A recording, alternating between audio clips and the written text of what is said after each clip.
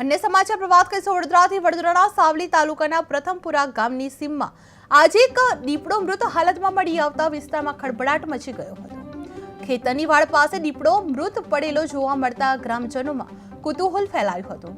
આ ઘટનાની જાણ થતાં પ્રથમપુરા ગામના સરપંચ તાત્કાલિક સાવલી ફોરેસ્ટ વિભાગને માહિતી આપી હતી અને ફોરેસ્ટ વિભાગની ટીમ ઘટના સ્થળે પહોંચી આવી હતી અને અંદાજિત 5 વર્ષના દીપડાનો કબજો મેળવી લીધો હતો, જે હાલ દીપડાના મોતનું ચોક્કસ કારણ અકબંધ છે અને ફોરેસ્ટ વિભાગ દ્વારા પોસ્ટમોર્ટમ સહિતની કાર્યવાહી હાથ ધરવામાં આવી રહી છે। જે પ્રથમપુરા ગામે દીપડો મૃત હાલતમાં મળી આવ્યો હતો, જે ખેતરની વાડ પાસે દીપડો મળી આવતા ખળભળાટ મચી ગયો હતો। સરપંચે તુરંત જ ફોરેસ્ટ વિભાગને જાણ કરવામાં આવી હતી। અંદાજિત 5 વર્ષનો દીપડો મૃત હાલતમાં મળી આવ્યો હતો। ફોરેસ્ટ વિભાગે પોસ્ટમોર્ટમની કાર્યવાહી પણ હાથ ધરવામાં આવી હતી।